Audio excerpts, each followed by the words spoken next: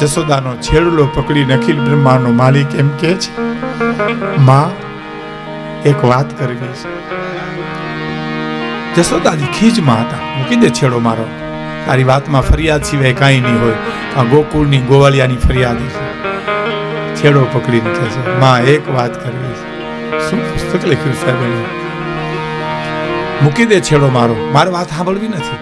હાલ્યો જાય સાહેબ. એક વાત કરવી માં, સાંભળીને તમે અહીં બેઠા છો. કલ્પના કરજો 5000 વર્ષ પહેલા ઈ વ્રજમાં ઈ નંદરાણીનો છેડો પકડીને અખિલ બ્રહ્માંડનો માલિક જ્યારે કાકલુદી કરતો હશે, એ ચિત્ર કેવું હશે સાહેબ? એક વાત કરવી છે માં, મારી વાત સાંભળને. જશોદાજી ઉભા રહ્યા. બોલ બેટા, શું વાત છે? માં મને તું ખોલામાં તો બેહાડ. કૃષ્ણને ખોલામાં બેહાડ્યો. કાળુભાઈ માથે હાથ મૂકી અને પૂછે છે, બોલ બેટા શું વાત? ભગવાન કૃષ્ણ એમ કહે છે, માં મથુરાથી રથ રવાના થઈ ગયો છે. અકુલ કાકા મને તેડવા આવે છે. માં હવે હું વ્રજ છોડું છું. ઓહ, આટલું જ જ્યાં બોલ્યો એક આંખમાંથી શ્રાવણ ને બીજી આંખમાંથી ભાદરવો મળ્યો જવા સાહેબ. ઓહ, સમય પૂરો થઈ ગયો બેટા? હા માં, સમય પૂરો થઈ ગયો. મારી લીલા પૂરી થઈ ગઈ. હવે હું વ્રજ છોડું છું, ગોકુળ છોડું છું. ગોકુળ છોડશો? તો હા. ઓહો, એ આંખના આંગળેથી કૃષ્ણ પલરી ગયા આખા સાહેબ. લાલો 11 વર્ષ. પછી ભગવાન કૃષ્ણ કહે છે, માં તો નથી બોલી શકે એવી સ્થિતિમાં. કૃષ્ણ કહે છે, માં મારી પાસે કંઈક માગી લ્યો ને. બીજા દોરમાં હું વાત કરીશ. ભગવાન રામે એકવાર કહીને કીધું કે મારી પાસે માગી લ્યો. એ આજ અહીંયા આવ્યું સાહેબ. મારી પાસે કંઈક માગી લ્યો ને. કાંઈ માગવું નથી બેટા, તે ઘણું દીધું. દેવકી વસુદેવનો દીકરો હોવા છતાં નંદ બાવા અને જશોદાનો દીકરો કહેવાનો, એથી તારે તે મને ઘણું દીધું છે. કાંઈ નથી જોતું. કંઈક માગી લ્યો માં, કંઈક માગો. પછી માગણી કરે છે. હરીન્દ્ર ભાઈ લખે છે, હરીન્દ્ર દેસાઈ,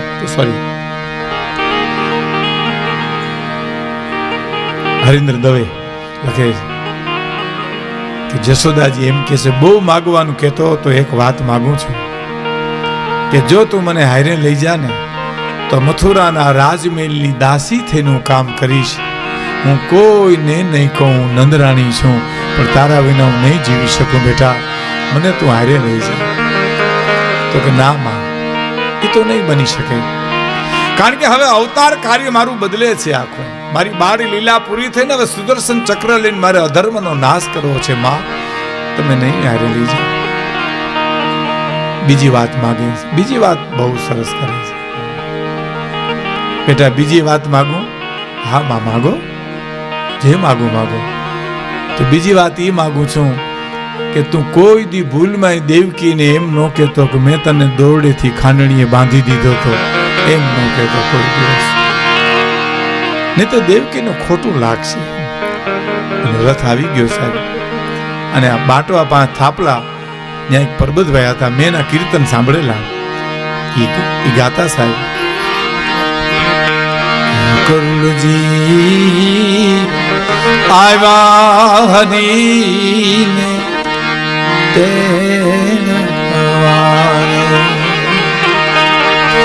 એ જી રથડો છૂટો છે નંદ દરબાર. તમે વેલેરા પધારજો, તમે વેલેરા પધારજો. સાહેબ મેં સાંભળેલું કે તમને આમ ગોકુળ દેખાય, આમ રથ ઉભો દેખાય, આમ કૃષ્ણ જાતો હોય દેખાય, આમ ગોકુળ રોતો હોય એવું ચિત્ર દેખાય સાહેબ. આવો એક સમય હતો. આપણે ત્યાં બેસી અને વ્યા ગયા મથુરાને માર્ગે. મને એક ગોવાળે વાત કરી હતી, દેવા શાસ્ત્રી બાપા, એ ભરવાડે મને વાત કરી કરું. મને કે વિખુદાનભાઈ અહીંનું દર્શન બહુ સરસ છે. મેં પૂછ્યું મોરારી બાપુને કીધું, મને કે એને બહુ ગમ્યું સાહેબ. એ ભરવાડ મને કે હું ધણ ચારું, પછી ગાયું ને બધીને વડલે અવેડે પાણી પીને વડલાને છાંયે બેહાડું, અને પછી આમ ટીમણ કરી મારું કંઈ ભાતું હોય, અને પછી આમ ભેઠાએ વારીને બેહું ને આમ બીડી ટેકાવું, સૂંઘી કે ધતુરી પીવું, અને સામે આંખું વીચીને બેઠ્યું ગાયું ઓગાળતી હોય ને તો મને એમ લાગે કે ગોકુળના વ્રજના સ્મરણો ન ઓગાળતી હોય એવું લાગ્યા કરે. અને બહુ સુંદર દ્રષ્ટાંત છે. મથુરાને માર્ગે નીકળી ગયો, પણ મથુરાના રાજમહેલમાં એક ઘટના બને છે. ભગવાન જમવા બેઠા, દેવકીજી પીરસે છે એક વસ્તુ, થાળી પીરસાઈ ગઈ એટલે ઊભા થઈને નીકળી ગયા. જોયું ઉદ્ધવજી કૃષ્ણ ક્યાં છે, ગોતો તો ખરા. હે આમ ગોતવા મીડ્યા તો જઈ કાટ કાટ કાટ દાદરો માડ મેળીએ જઈને જોયું તો સાહેબ પહેલી વાર ગોકુળ તરફની બારી ખુલ્લી મૂકી. અખિલ બ્રહ્માંડનો માલિક રુદન કરે છે, રોવે છે સાહેબ. હા, ઉદ્ધવજી જોઈ રહ્યા, હા આટલું બધું રોયા નથી કોઈ દિવસ, આંખમાંથી આંસુ જાય. પૂછ્યું કેમ રડો છો? કૃષ્ણ જવાબ આપ્યો, રડતો નથી ઉદ્ધવજી, મને કોક રોવરાવે છે, મને વ્રજ રોવરાવે છે ઉદ્ધવ, મને ગોકુળનો નેહ રોવરાવે છે ઉદ્ધવ, મને નંદ બાવા જશોદાનો પ્રેમ રોવરાવે છે ઉદ્ધવ. માતાજીને ખોટું લાગ્યું છે, હું ઊભો થઈ ગયો, પણ મારી મા દેવકીજીને એટલું કહેજો કે હું મથુરામાં રહું ત્યાં સુધી મારી થાળીમાં કોઈ દી ગોરસ ન પીરશે. ગોરસમાં મને ગોકુળ દેખાય છે સાહેબ. એ કેવો વ્રજનો પ્રેમ છે, તમે કલ્પના તો કરો. અને ઉદ્ધવજીને જ્ઞાન પંડિતાઈ, જ્ઞાનની પોટલી, અને એમ થયું કે ઓહો આ તો ગામડાના ગોવાલિયા માલધારીઓ, અને એનો એટલો બધો પ્રેમ. એટલે ભગવાન કૃષ્ણને એટલું જ જોતું હતું. અને ઉદ્ધવજી કીધું તો હું એના અજ્ઞાનીઓ છે, અભણ છે, માલધારીઓ છે, એને સમજાવી આવું. એટલું જોતું હતું. જાવ ને ઉદ્ધવજી, વ્રજ જાવ ને, એને સમજાવો ને. હા, ભગવાન કૃષ્ણને એટલું જોતું હતું કે એને એની જે પંડિતાઈ છે, બુદ્ધિ છે, એને ઓગાળીને પ્રેમની કંઠી બંધાવી હતી ભગવાન કૃષ્ણને સાહેબ. એટલું જોતા હતા. જાવ ને, કઈ આવશે તો હાજે આવતો રહીશ. ગયા સાહેબ. હવે સાંભળજો, બરાબર ગોકુળના પાદરમાં આવ્યા. ગોપીઓ પાણી ભરે છે. એમાં કોણ પાણી ભરે? કૃષ્ણ કૃષ્ણ કૃષ્ણ સાહેબ. આ બાજુ ઘડો પડ્યો છે, આ બાજુ હા હેલ પડી છે, આમ લવામાં જોયા કરે. એમાં ઉદ્ધવજી ગયા સાહેબ. પૂછ્યું મારે નંદબાવાને ઘરે જવું છે, નંદબાવાને ઘરે જવું છે. એક ગોપી આવી, ક્યાં જવું છે? નંદબાવાને ઘરે જવું છે. એમ, ક્યાંથી આવો છો? મથુરાથી આવું છું. શું નામ તમારું? ઉદ્ધવજી. નામ સાંભળ્યું તું પણ જોયા આજે. પછી જે બોલી છે ગોપી, ઉદ્ધવજી નંદના ઘરનું કોઈને પૂછવાનું ન હોય. આ પાણીનો જે ધોરિયો વયો આવે છે ને, એને કાંઠે ને કાંઠે વયા જાય એટલે નંદ બાવાનું ઘર આવી જશે. એ પાણીનો ધોરિયો છે ને, એ અમારી ગોકુળની ગંગા છે ઉદ્ધવજી. કૃષ્ણ અમને મૂકીને વયો ગયો તેદુનું ગોકુળ વ્રજ રોવે છે, જશોદા નંદ બાવા અને ગાયું રોવે. આહુડાનો ધોરિયો વયો આવે છે, એને કાંઠે ને કાંઠે વયા જાહો એટલે નંદ બાવાનું ઘર આવી જાય. ઉદ્ધવજીને એમ થયું કે આટલો પ્રેમ, આંસુનો ધોરિયો વયો આવે છે. એમાં બીજી ગોપી આવી. આને બહુ સરસ કીધું, ઉદ્ધવ એમાં પગ નો બોળતા, એ અમારી ગોકુળની ગંગા છે. આ અમારી ગોકુળની ગંગા છે. ઉદ્ધવ એ માધવ મળે તો એને કહેજો તેદીનો રાસ તારો બાકી છે. ઉદ્ધવ એ માધવ મળે તો એને કહેજો તેદીનો રાસ તારો બાકી છે. ઉદ્ધવ એ માધવ મળે તો એને કહેજો કે તારા મોગરાના વાવેલા ફૂલ અમથા અમથા ખરી જાય છે. ઉદ્ધવ, હવે સાંભળજો, શબ્દ પ્રયોગ કર્યો છે. ઉદ્ધવ એ હૈયા ફૂટાને તમે કહેજો કે ગોકુળમાં એક નથી યમુના, હવે તો નેણે નેણેથી વહી જાય છે. અને ઉદ્ધવ માધવ મળે તેને કહેજો કે આવી ઠેર ઠેર મૂકે ને માયા, આ તો ગોકુળ છે તે સહી જાય. આ વીર તો ગોકુળ સહન કરી શકે, તારો બીજું નો સહન કરી શકે. તા તો પંડિતાઈની પોટલી મંડી ગઈ ગળવા. અને એમ થયું કે આટલો પ્રેમ. આમ જ આગળ હાલ્યા હતા, એક ગોપી લમણે આ દિન બેઠી હતી, અંધારું થઈ ગયું એટલે બીજી ગોપીએ પૂછ્યું દીવો કરું? અંધારું થઈ ગયું, દીવો કરું? તો બીજી ગોપી ઈશારાથી જવાબ આવે, ના ના, દીવો મબોય હે સખી, મું અંધિયારે સુખ.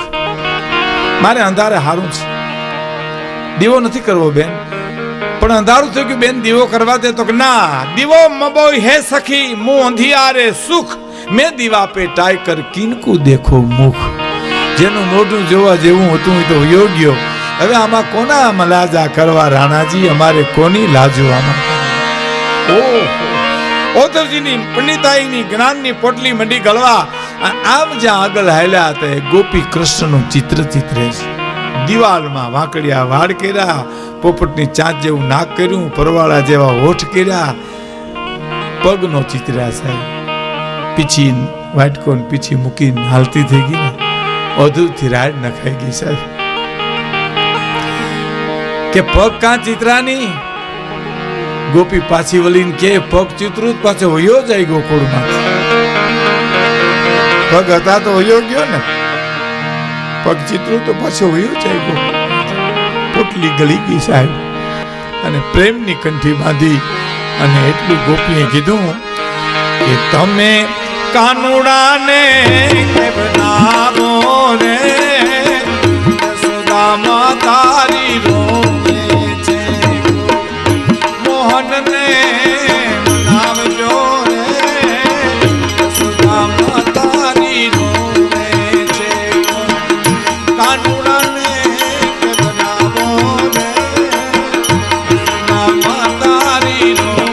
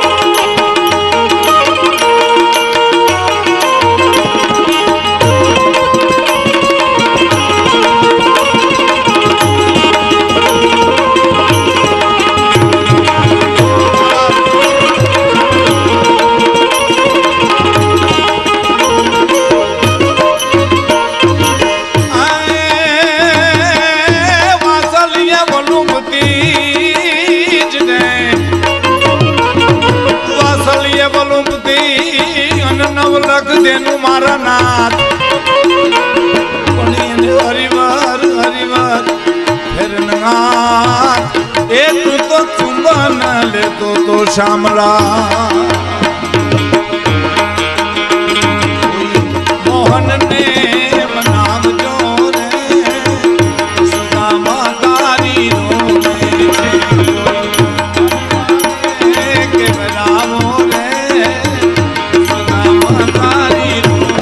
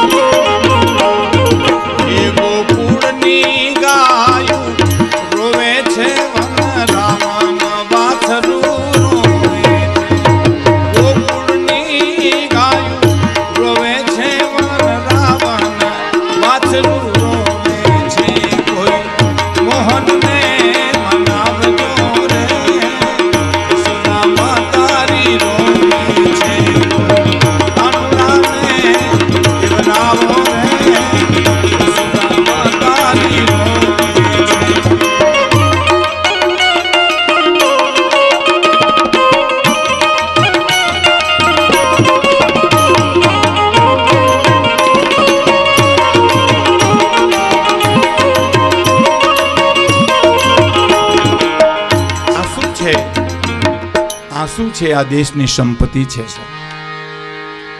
એટલે મૂળ વાત ઉપર આવું છું કે કેટલા જન્મની કમાણી સહી કરીને યોગ્ય સહી કરી ગયો. અહીં સાબિતી શું? છેલ્લી કડી ભગત બાપુના કવિતાની આ છેલ્લી કડી કે કાગ ફળિયામાં તારા ફરે અડવાણો રે. દિલા કાગ એમ કે છે જશોદામાં તારા ફળિયામાં જે ઉઘાડ પગે, અડવાણો એટલે ઉઘાડ પગે, કે કાગ ફળિયામાં તારા ફરે અડવાણો, કાગ ફળિયામાં તારા એ જે ફરે અડવાણો રે, એ જે હું તો સરજો નહીં તારા પગથિયાનો એક પાણો રે નજરાણી.